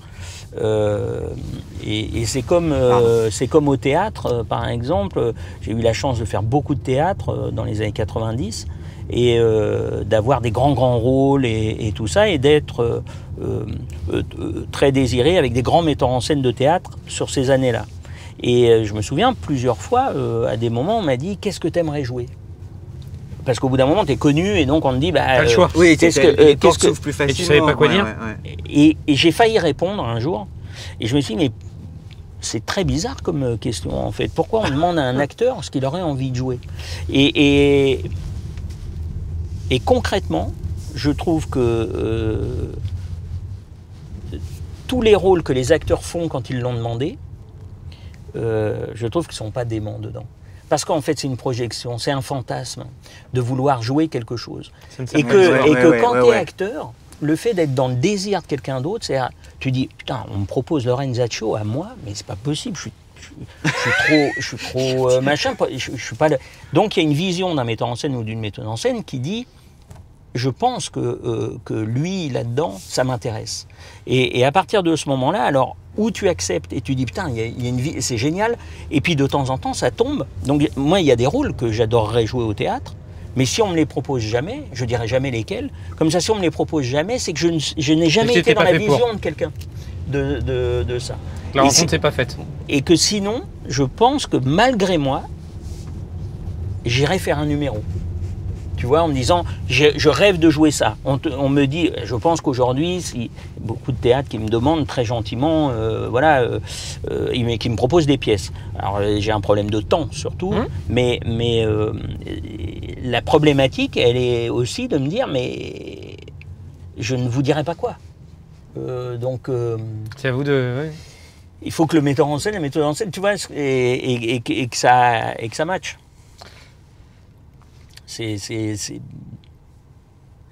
Quand ton premier film, c'est avec Mélanie Bernier, c'est une histoire d'amour en fait, c'est une rencontre entre deux êtres. Ouais, à travers un mur. Et c'est vachement bien. Ah, c'est rigolo. Et puis c'est Madouce qui a écrit, c'est Lilou qui a écrit, qui joue la sœur. Et c'est dedans. super tendre en plus. Enfin, Ouais. c'est inattendu, j'imagine qu'on a dû te le dire, mais c'est assez inattendu pour toi. C'est ton premier film. Ouais. Et en fait, ta douce, donc ta femme. Ouais, Lilou. Ouais. Tu l'as rencontrée. On s'est rencontrés avant. On s'est rencontrés en 2009, je crois. D'accord. 2009, ouais. Et qui est comédienne et qui est aussi scénariste. Et en fait, elle avait eu cette idée qu'elle voulait faire à un moment au théâtre. Et en fait, ce truc est resté un peu comme ça. Et puis à un moment, j'ai dit, mais quand j'ai eu mon truc, disant, mais est-ce que ça t'intéresserait de l'écrire en scénario? Et du coup, on a pris, enfin, je l'ai engagé, j'ai engagé un premier scénariste, un deuxième, ils ont bossé, et on a bossé ensemble après. Et c'est son premier scénario, en fait. Et depuis, elle est devenue une star du scénar. Elle est, donc maintenant, elle est demandée. Pas trop dur de partout, travailler en. Non, parce que moi j'ai cette, je sais pas écrire. Donc je participe au scénario dans mon désir et je parle au scénariste. J'ai des idées, j'ai des trucs, mais je ne suis pas le gars qui écrit. Donc j'ai pas cette revendication ou cette complication qui pourrait être. Voilà, je dis ah non, ça non, j'aimerais bien qu'on aille plutôt dans ce sens-là, est-ce que voilà, cette scène, je trouve qu'elle est trop tôt, là j'aimerais que le personnage, on puisse l'amener à cet endroit-là et tout ça, donc je sais où le film je veux l'emmener, mais je ne sais pas écrire un film, donc Tu sais où tu veux aller, mais tu as besoin qu'on t'aide pour faire le chemin. Ah oui, plus qu'aider, je pense que c'est un métier, scénariste. Alors il y en a qui ont... Mais en revanche, par exemple, je joue dans mes films. Et au départ, je voulais... C'est une pression encore plus. Parce non, que pas du tout. Parce bon que, non, ouais, on a l'impression parce que de l'extérieur, on se dit, il faut que tu sois un peu... Ah non, non, je gagne un temps phénoménal. Ah, c'est vrai? Bah oui, je m'occupe pas de moi, j'ai pas à me convaincre, je sais où je veux que le personnage aille. Je fais en général les plans sur moi en fin de journée très rapidement. Donc qui gagne du temps gagne de l'argent, et en gagnant de l'argent, je peux avoir du matériel ou de la figuration que j'aurais pas eu. Tu as d'autres moyens à utiliser autre part. C'est chouette d'entendre. C'est marrant, ça, tu vois, le grand public n'aurait pas pensé ça. Il aurait pensé que c'était, à mon avis, plus difficile. Ah ouais, non, moi, alors pour le coup, et mon grand truc, c'était justement de faire des films où je ne joue pas, comme pour me donner, tu vois, sur les premiers films, j'avais les boules de jouer dedans. À chaque fois, j'ai essayé de monter les films où c'était pas moi qui jouais, et j'avais les boules parce que j'avais l'impression que ça faisait fake, tu vois, faux réalisateur, quoi. Et alors ça y est, ça c'est plus bas. Et ça c'est complètement. Maintenant, je m'en fous, mais alors à un point, je me dis, ce qui compte, c'est tellement mon film que si ma seule angoisse, ce serait de gâcher mon propre film parce que je joue dedans. C'est-à-dire, si à la fin les gens disent, putain, j'ai bien aimé le film, c'est con qu'il joue dedans, parce que c'est pas bien. Et là, tu te dis, putain, je m'auto. Voilà. Tu tires une balle balle. arriver. Juste là, si t'as une place derrière le camion, là, si tu peux te. Tu veux que j'aille derrière le camion là-bas? J'en ai pour 2 secondes, tu vois, c'est juste là. Ouais, je vais essayer de me glisser. Ouais, glisse-toi, parce qu'après ça va être galère. Ouais, ok. Je descends pendant ce temps parce que je vais aller vite, hein. Je suis au rez-de-chaussée, tout ça, ça va aller vite. Attends, je vais essayer de me mettre... Tac. J'arrive. Ouais, vas-y, fonce. Comme ça. Ouais. T'as besoin d'un coup de main ou ça va aller? Non, ça va. Tiens. Merci. Comme ça. Je pense que tu vas Comme pouvoir ça, te garer je peux- devant le... Ouais, ça va, Daniel. devant le camion, Cédric. Petite question, maintenant qu'on est... On est content parce qu'on a été utile pour une fois. Ah, c'est top. Non, mais c'est... On a déposé un truc. Non, mais c'est cool. Mais Ouais. c'est... Enfin, ouais, je trouve ça bien. Petite question, est-ce que tu sens... Alors c'est peut-être une question compliquée, mais c'est une question naïve de petit observateur, de petit amoureux du cinéma qu'on est. Ouais. Ma question est la suivante. Est-ce que tu C'est sens... normal, hein, vous quand- inquiétez pas. Hop. Hop, voilà, c'est bon. Est-ce que tu sens quand un film va prendre? Est-ce que tu sens que la mayonnaise a pris avant même qu'il sorte? Est-ce que pendant le tournage, tu te dis, là il se passe un truc, je sais que ça va marcher? Non. Du tout? Non, on se gourre. Tu sens très souvent Mais et tu tu sens te mal. trompes très souvent. Donc, non. En fait, pour être très sincère, je pense que le truc le plus intéressant, c'est d'être concentré sur ce qu'on veut raconter, ce qu'on veut faire, le faire le mieux possible. Et puis après, après, le c'est- défendre le et mieux après, tu possible, croises les tu doigts. vois, et puis tu fais, Qu'est-ce que tu appelles le défendre le mieux possible? Ben, C'est on- les interviews, les roadshows, les... ouais, alors, tout ça, tu vois, moi, quand j'ai commencé, on faisait pratiquement rien, quoi. C'était top. C'est-à-dire que tu avais première, il y avait encore Salut les copains, moi je me souviens, j'avais fait Voilà la couve, et puis Monsieur Cinéma, Pierre Tchernia, quoi. Et, et basta, quoi. ça me replonge dans des... Et c'était cool, parce que après, dans fin des années 80, dès qu'il y a eu les chaînes, la 5, la 6, multiplicité, le machin, ouais. le truc et tout. YouTube, comme nous. Alors que je connais moins, mais Ouais. par exemple aujourd'hui, quand on fait la promo d'un film, avant, encore, il n'y a pas si longtemps, à dire, il y a encore 6-7 ans, tu faisais, quand tu fais la presse junket, par exemple, c'est une journée dans un hôtel où tu enchaînes toutes les interviews, Ça doit être télé, dur, ça. radio, tout ça. Et puis, enfin, pas toutes, mais t'en fais, T'en fais 25. ouais, même un peu plus, tu Ouais. vois, une quarantaine. Et donc du matin jusqu'à la soirée. finis Et puis sur les après, jantes. tu fais toutes les émissions de radio en direct, de télé, de trucs comme ça et tout. Voilà. Donc ça te prend un temps phénoménal. Et ben dans ce moment de pré-junket aujourd'hui, la moitié, je pense, je crois pas dire de bêtises, mais la moitié, c'est de l'internet. La moitié, c'est des trucs de web. Il y en a plein. Des blogs. Ouais. Des chaînes YouTube. Donc tu fais. Tout s'est démultiplié, quoi. C'est-à-dire que. Et c'est vrai, quand tu choisis ce métier. C'est pas ça que tu choisis. T'es pas préparé au à ça. départ. Ouais. Mais maintenant, je pense que toutes les générations d'après, oui.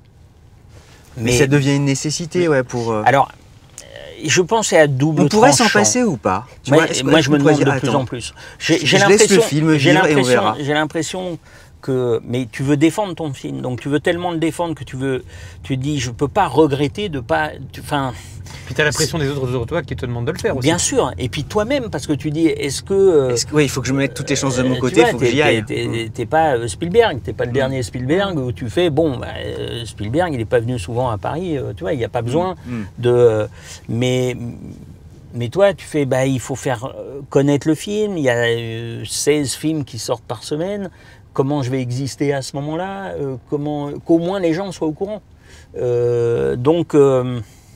Mais je m'interroge très sincèrement, de plus en plus, à me dire, il y en a tellement que presque ça s'annule. C'est-à-dire que les gens sont sous un flot permanent d'informations. C'est pas fait du tout comme raisonnement. Tu vois, un peu superficiel. C'est-à-dire, ça va très vite, donc. À peine t'entends ouais, parler c'est le d'un regret. film, t'as l'impression qu'il est Tu déjà passes à l'autre et sorti, tout que ça. les machins. Donc t'es plus dans le. Donc je. Et puis toi, t'es assez détaché de ça. Hein. T'es pas très réseaux sociaux Ah non, pas du tout. spécialement. Non, pas du tout. Non, là pour le coup, c'est pas détaché, c'est que je suis même pas incorporé, quoi. Tu vois, Du coup, ça te permet d'avoir ce détachement et d'avoir un peu. Je souffre pas, en tous les cas, par exemple, et c'est une chose en plus dans la vie qui m'intéresse assez peu, le commentaire, quoi. Donc c'est vrai que je ne sais pas De temps en temps, c'est... La critique te touche pas? Bah si, minimum, quand même. elle me touche, mais elle me touche... Si elle est construite ou argumentée, enfin... Non, elle me touche simplement parce que souvent, j'ai pas le même avis. Donc pas que sur mes films, donc je regarde des films des autres et tout ça, je vois des critiques, je me dis les gars, pas tout à fait d'accord que ce soit dithyrambique ou que ce soit au contraire pour défoncer un truc.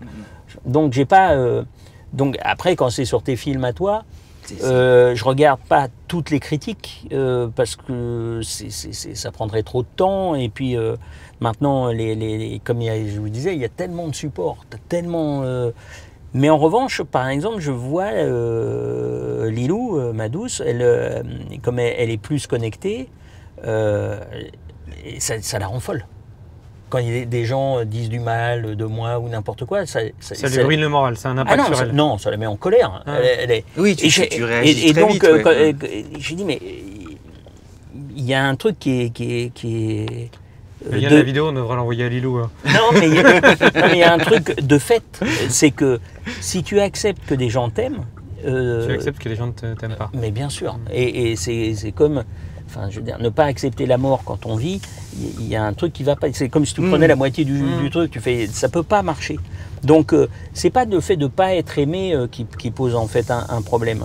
Aujourd'hui, j'ai l'impression sur les réseaux, c'est la gratuité d'un avis sans fond, d'une agression, d'une agression qui parfois est terriblement blessante en fait. Quel rapport Tu vois, voilà, on n'arrête pas de dire à nos mômes tout ça et tout, dis pas c'est pas bon, dis j'aime pas. Déjà, attends un petit peu avant d'être catégorique. Voilà.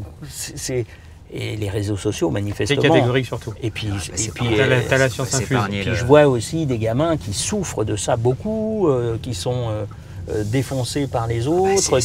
C'est abominable. Hein, si tu t'es... Donc le fait de ne pas être là-dessus ne me manque pas. J'ai pas de... Ça m'empêche. T'as pas l'impression de passer à côté de quelque chose? Non, parce que ça ne m'intéresse pas. Mais t'as raison. Je pense que si ça m'intéressait, tu vois, si j'étais sensible à ça, ce serait un vrai manque. Mais comme c'est pas mon truc, bah... Comment, autre question du coup qui m'amène, c'est comment tu vis un échec d'un de tes films? Double question. Est-ce que tu vis de la même façon un échec en tant qu'acteur qu'en tant que réalisateur?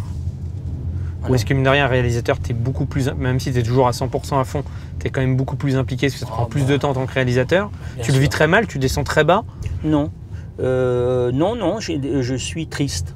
C'est-à-dire, c'est pas de l'ordre t'es triste parce que déjà tu essayes de comprendre. Est-ce que c'est parce que le film est pas bon? Est-ce que c'est parce que les gens n'en ont pas envie? Est-ce que c'était pas le bon moment? Est-ce que justement on l'a bien vendu ou pas bien vendu? Est-ce que il y a plein de... Oui, et puis après t'as des analyses. Ouais, et puis après t'as plein de choses qui sont assez étonnantes maintenant parce que les films de cinéma, ils ont plusieurs vies. Tu fais d'abord pour le cinéma et, bien sûr. Et derrière, il y a des retournements de situation assez étonnants. Tu as des films ça que te sauve j'ai un fait, film, ça? Parce que ça devient le nombre de fois où il repasse et le nombre de fois où tu as des énormes succès. Est-ce que financièrement ça te sauve le film? Pour les producteurs, oui, parce que c'est des reventes en permanence. Et puis, c'est pas connu, ça, c'est pas connu du grand public. Tu revends au catalogue. Enfin, c'est des films qu'on appelle les films de catalogue qui font que oui, pour des producteurs, des distributeurs et tout ça, ils gagnent. Tu t'amortis. Moi, il y a des films qui ont été moyens au cinéma et qui est grâce à la... Même des fours. Des films qui n'ont vraiment pas marché par rapport à ce qui était attendu et qui sont devenus cultes. Moi, j'ai fait une comédie, je me souviens, avec Cadour, qui s'appelait Protéger et servir, sur deux flics stupides, machin. Le film sort au cinéma, il fait, je crois, 400 000 entrées, alors que c'était attendu pour faire des entrées. Et à l'arrivée, sur les chaînes d'M6... Il cartonne? Mais il passe en permanence. Mais sur W9, machin, nana. Mais financièrement pour le film, ça rapporte beaucoup d'argent quand il passe à chaque fois, il est racheté. D'accord. Donc, Parce que ça, non, nous, grand public, très honnêtement, nous, ce qu'on se dit, c'est 90% du chiffre d'affaires doit être fait par le cinéma. Genre, si ça passe un peu en télé, ça fait un petit billet sympa, mais ça sauve pas un film. Ah non, non, non. Toi, ça Non, heureusement, il a plusieurs vies. Ah non, le grand public ne s'en rend pas bien. Alors, alors peut-être que moi, mais j'ai l'impression, tu me dis si je dis pas non, de. et puis d'ailleurs, c'est pas le problème du grand public en fait. Oui, de oui, savoir peu vraiment- importe. Mais les gens aiment bien s'intéresser aussi pour comprendre. Oui, bien sûr. Mais concrètement, oui, non, des films ont plusieurs vies. Et puis, inversement, tu as des films, par exemple, tu vois, qui vont performer par rapport à, tu vois, certains très beaux films d'auteur, un peu, tu vois, qui, à la télé, ils passeront jamais à 20h30, ils passeront jamais sur les trucs. Mais ils ont fait, par rapport à la manière dont ils ont été fabriqués et vendus aussi sur les territoires, dans le monde, parce que le cinéma français est un cinéma qui résonne quand même dans le monde, tu vois, qui se vend. Alors tu vends pas très très cher, mais tu vends. Et ben c'est international aussi. C'est des choses qui font que tu te rattrapes sur certaines choses. Les comédies, par exemple, c'est beaucoup plus dur à vendre à l'étranger que tous nos films d'auteur ou des films un peu plus aventureux et tout ça. La comédie, il y a peu de territoire parce que l'humour, c'est marrant, difficile. Parce qu'on s'en rend pas compte du tout. Ouais. Autre question. Est-ce que tu prends le même plaisir? Est-ce que le travail est différent dans une énorme production avec beaucoup de moyens, c'est ça que j'appelle énorme, que dans une production plus modeste? Est-ce que pour toi, en tant qu'acteur, tu prends le même plaisir? Comme acteur, oui, ça change rien. Ça change rien. En fait, ce qui est le plus important, c'est d'avoir, comment on pourrait dire, le budget juste pour ce qu'on veut fabriquer. Donc la question, elle n'est pas tellement de savoir est-ce qu'il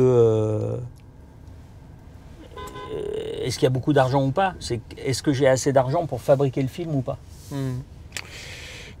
Et ça, pour le coup, tu te dis,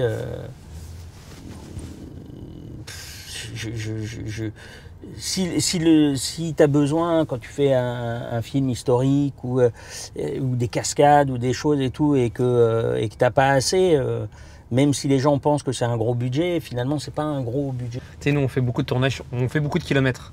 Ouais. Et lui, il est stressé par rapport au radar. Dès qu'il y a sur Waze à 10 km, il fait le mec ralenti. Et nous, on en joue. Non, parce qu'il doit se dire que si je vais même 20 km moins vite, est-ce que je peux pas récupérer des points pour un prochain radar? J'adorerais. En plus, le pauvre, nous, tu sais, nous, on emprunte des voitures au constructeur. Et on met toutes les voitures à son nom. Donc nous, on conduit, on envoie. Donc moi, si tu veux, tes projets? Bah, mes projets, j'ai 2 films à sortir cette année comme acteur encore. Un film qui s'appelle... Tu bosses comme un fou, quoi. Ouais, enfin en tout cas, il y en a 2 qui sortent. Ouais, là, ok. qui s'appellent, Et alors, allons-y. Monsieur le maire. Ouais. Et qui sort, je crois, en novembre. Et puis un autre, une comédie qui s'appelle, pour l'instant, Colop. Je ne peux pas vous dire ce que ça veut dire. Oui. Ok. Qui est une comédie avec des jeunes et avec Cadmerade et Isabelle Carré. Ouais. Et puis je suis en train d'essayer de monter mon prochain film que je devrais, j'espère, tourner en septembre. Enfin septembre, octobre, novembre. Tu peux déjà donner le thème, des indications, ou c'est trop tôt et que tu n'as pas envie? Non, parce que en fait, déjà par superstition, et puis pour pas passer pour un charlot, tu vois, parce que quand tu parles d'un film... Si jamais ça se fait pas. Qui se fait pas. On comprend très bien. Mais voilà, c'est un très beau projet, très ambitieux. Nous, ça nous est arrivé. On avait annoncé Plus Michael que Jackson les comme couleurs invité. de l'incendie? Du même ordre. Enfin, Parce que moi, j'ai hâte de le voir. Tu vois, ce soir, je le top. tout de suite. Je le prends top, j'espère. Tu m'enverras un petit texto pour me dire si ça t'a plu. Je te dirai, mais ouais, j'espère. Ça faisait partie des films que je souhaitais aller voir en plus au cinéma. Et puis après, c'est des films de Cinoche, ouais. Après, si t'as voilà, c'est toujours mieux. Je suis quand même content que tu le vois, mais c'est vrai que c'est des films. Moi, j'essaye de fabriquer des films pour la salle aussi. Tu vois, où t'as l'émerveillement, le spectacle. C'est quand même pas la même chose. Quand tu regardes un film à la télé et tu regardes un film au cinéma, c'est quand même pas. Non, c'est pas pareil. Il y a pas. C'est une expérience. T'as beau avoir des bonnes télés, etc. Ouais. Chez toi. Et ça, c'est cool parce que ça nous arrange bien. C'est pour les pas la films, même chose. Mais c'est pas pareil. Ah ouais, rien à voir. T'as tes propres films où tu sais, on t'a demandé ton petit top, Bonne question. top 50. Je te vois venir. Ouais, mais des films dans lesquels tu n'as pas joué. Tu vois, c'est quoi tes réalisateurs préférés ou Tes films préférés. ou tes 3 films Mais c'est toujours pareil, c'est très éclectique. C'est-à-dire que moi, j'écoute beaucoup de musique aussi, par exemple, et j'ai pas de style. C'est-à-dire que alors, je pourrais dire que le cinéma, on va dire le cinéma des années 70, tu vois, 70-80, est un cinéma qui m'a énormément marqué.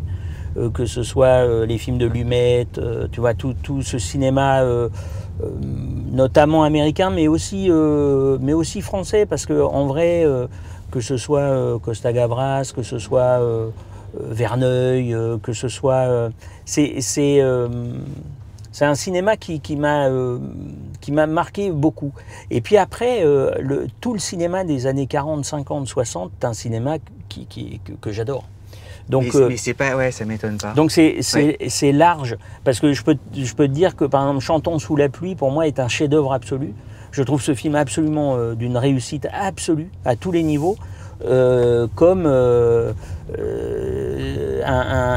je sais pas, un Cronenberg peut me laisser, tu vois, pantois. Un Marvel, un Star Trek. Alors Marvel, je suis moins sensible parce que je trouve que c'est des machines qui m'ennuient un peu. Oui, C'est-à-dire, je me doutais que ça te plaisait pas, c'est pour ça que je l'ai donné comme nom. C'est pas que ça me plaît pas en fait. Je me dis c'est dommage d'avoir autant de moyens. Il y a plein par exemple de BD de ces super-héros. Par exemple, j'ai adoré le Joker. Ouais. Et tu fais putain, qui est très noir mais d'ailleurs, qui est dérangeant. C'était le moins blockbuster de tous les blockbusters en même temps. Mais en même temps, quand tu regardes en BD les Marvel, c'est chaud. Hein. Oui, c'est chaud. C'est pas du tout. Oui, nous on a une vision presque de dessin animé hyper sympa, de super-héros. C'est pas ça. En fait, mon vrai problème, c'est que je m'ennuie. C'est-à-dire que quand je les regarde, j'aimerais ne pas être comme ça, mais je m'endors. C'est fou, pourtant il y a du bruit. Hein. Et ben non, je m'endors. Ouais, le rêve américain, tu l'as eu ou pas? Ou tu t'es dit, bah, non, je sais pas si tu parles anglais ou pas ou... Non, mais je l'ai pas eu pour une bonne raison, c'est que j'ai eu la chance aussi. Le deuxième mari de ma mère était un réalisateur américain. Et nous, on était à Belleville, tu vois, on était dans un 2 pièces, enfin machin, et ils tombent amoureux, les deux et tout. Et lui était, c'est un gars qui a subi le macartisme et tout, donc il est parti des États-Unis, il était assistant de Orson Welles, donc tu vois, c'était pas un charlot, quoi. Okay. Et il a fait des films dans les années 50 et 60 aux États-Unis, et après il a fallu qu'il traverse la frontière à pied, les États-Unis, sous le macartisme. Et en France, il a réalisé, tu sais, les Micochonnes, tu vois, les films. Très bien. Il a fait plein de films, et après il est retourné aux États-Unis quand on était ensemble, enfin quand moi j'étais gamin. Et il avait été boxeur aussi avant, et donc moi je faisais de la boxe, donc j'ai boxé là-bas grâce à lui. On a vécu un peu là-bas, et il a retourné là-bas, notamment 2 films pour la télé à ce moment-là. C'était un des premiers à faire jouer ils avaient monté avec Orson Welles tous les rois de Shakespeare qu'avec des Noirs. Et du coup, il était très impliqué, tu vois, dans des causes et dans des trucs comme ça. Et puis on parle de choses, j'imagine, il y a 30 ans, c'est ça? Plus que ça, puisque oui, moi ça fait 40 ans que je bosse, donc c'était il y a 45 ans. Et donc, en ayant été là-bas, et avec quelqu'un qui était dans le cinéma, et moi j'étais gamin, mais j'ai vu comment les ricains nous voyaient. C'est dingue ce que tu as vécu quand même. Hein. Ouais, c'est fou. Et quand j'ai vu, tu vois, c'est pareil avec la boxe. Tu vois, moi je boxais en France au PUC et tout, j'étais assez bon. J'ai boxé là-bas avec des portoricains, on boxait, j'avais 10 ans, 11 ans, on boxait sans casque. Avec des gamins qui arrivaient. Et tu fais, ok, alors c'est pas la même, quoi. Donc tout était différent. Et quand je regardais du coup comment les Américains et les potes de John, je me disais, mais il y a no way, quoi. Le seul truc qui peut être rigolo, et d'ailleurs à chaque fois j'ai dit oui, mais je pouvais pas parce que les dates. Parce que quand les Ricains viennent chercher des Français, ils viennent chercher des Français parce que tu as eu un César ou tu as eu un machin, pas pour ton talent, quoi. Ah, il faut déjà un palmarès. Non, mais ils cherchent des gens qui sont un peu à la mode du moment parce que ça va tourner un peu en France ou que tout ça. Ok, et tout. oui. Et T'étais donc, content quand t'as eu d'ailleurs ton César? Ça t'a fait. Parce que t'étais énormément nominé. Ça t'a fait un vrai plaisir, une vraie. Non, ce qui m'a fait chier, c'est qu'en fait, à chaque fois que j'ai été nominé, j'y suis allé et là, je pouvais pas, je tournais et j'étais en Inde. et donc, la seule fois où je l'ai eu, je n'y étais pas. En plus, Et est-ce que donc, t'as été nominé un paquet de fois pour oui, le coup? voilà. Mais du coup, voilà. Donc après, même quand je suis nominé, maintenant, je me dis merde, je suis à Paris, je l'aurais pas. Ouais. Donc, mais en dehors de ça, j'ai vu comment ils nous voyaient. Ouais. Et donc, Ouais, c'est un peu intéressant. les ouais, agents, ça les excite énormément, parce qu'effectivement, un jour, Spielberg a appelé, un jour, Tarantino a appelé, un jour. C'est vrai? Oui, mais pour des petits rôles, les gars. C'est-à-dire que tout le monde s'agite. Parce que ça fait. Et tu vas dire trois phrases. De toute façon, ils ne prennent jamais pour le premier rôle. Hein. Oui. Donc, on m'a proposé des méchants, je les aurais fait avec grand plaisir si j'avais eu le temps. Parce que après, ils te bloquent pour 5 mois. Pour une semaine de boulot. Ouais, 5 jours. Et parce que sur ta ligne, tu vas dire j'ai tourné avec Spielberg, tu as fait 2 scènes, gars. Il y a 2 scènes avec. Et ils sont très polis, ils sont vachement bien les Ricains pour ça, parce qu'ils te font toujours croire quand ils te parlent Que c'est génial, que t'es la meilleure merveille que du tu es monde. un peu un génie, quoi. Et que sans toi. Le film ne tient s'écroule. pas. Donc c'est super touchant et très agréable, mais t'es pas dupe, quoi. En fait, tu peux faire. Les femmes françaises peuvent faire une carrière aux États-Unis. C'est indéniable. Parce que l'image d'une femme française, c'est quelque chose d'extrêmement glamour pour les Ricains. Et il y a une... c'est horrible, mais ils ont un regard sur le drapeau où un héros masculin doit être américain. Donc tu peux rêver ce que tu veux. Oui, Ça tu n'arrivera arrives- jamais. Tu ne seras jamais américain. Et au-delà de ça, moi, mon beau-père, du coup, John, était de Brooklyn. Et si tu veux, le meilleur acteur de la Terre, par exemple, pas le meilleur acteur, mais disons De Niro, tu fais un film en France et tu me dis que De Niro est né à Ménilmontant, je te dis non, c'est une daube. Je crois pas. Non, mais je crois pas.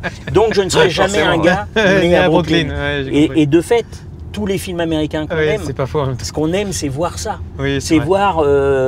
Donc tu fais quel intérêt? J'ai mon pays ici où on a la Où chance. tout se passe Et bien. puis en plus, ça Ouais, fonctionne ouais. bien en Mais même temps. Mais on est le 3e producteur de cinéma au monde. Qu'est-ce que je vais aller faire Je savais pas que gratter c'était le le truc pour être voilà, si l'occasion se présente, voilà, moi je me suis toujours dit c'est un jour le méchant dans James Bond ou parce que on m'a approché pour des méchants ou des trucs dans des films. Je t'aurais bien vu dans James Bond, ça tirait. Ça a une élégance qui te va bien. Non mais j'en sais rien, non, mais tu vois, c'est pour dire juste j'ai jamais snobé le truc, mais j'ai toujours été. On comprend très bien. Tu l'as Mais- pas forcé non plus. Mais voilà, et je me souviens très bien, par exemple, je crois que c'était Da Vinci Code, où il m'avait proposé le rôle d'un méchant albinos, tout ça, et c'était Ron Howard qui est adorable et tout, et machin. Et il me dit voilà, mais t'es bloqué sur 5 mois. Et je dis oui, mais moi je peux pas. Et il me dit, alors ils me disent oui, mais quand même, tu vois, c'est. Pour ton Et je dis CV. les gars, je dois faire les Brigades du Tigre. Vous imaginez bien que pour moi, ça a plus de sens ouais. de jouer le commissaire Valin. Attention, oh là là, il a pas vu. Ouais, pardon. Il est Ouais, parti. heureusement que tu me l'as dit. Ouais. Ouais. Tu vois, puis j'ai même pas eu l'alerte de. Non, j'ai les petites alertes qui me. Ouais. Et du coup, tu fais, je vais refuser de jouer le commissaire Valentin, notre culture, Qui était Dans- en plus un des plus beaux films que tu as. pour jouer le méchant albinos. Une semaine en Vinci Super. Code. Ouais. J'ai le temps, je le fais, mais ça sera pas ma priorité, quoi. Ouais, ça se sent. Et je pense que, est-ce que je dis une bêtise de dire ça, que peu de gens auraient eu le recul de le refuser? C'est-à-dire qu'il y a beaucoup de gens qui je sais auront pas, pris le. Je sais pas. Tu Franchement, penses pas? je ne vais pas parler pour les autres parce que franchement, j'en sais rien. Mais en tous les cas, ça n'est pas chez moi un fantasme absolu. C'est une opportunité qui peut être très rigolote et que je ferai avec grand plaisir si jamais ça arrive. Et Et si t'iras ça pas la n'arrive pas, chercher. tout ça n'est pas très grave, quoi. Ouais. Tu vois, donc on verra bien. Voilà. En tout cas, on était ravis de t'avoir avec nous parce que l'horloge tourne et en plus, on t'a mis en retard pour ton.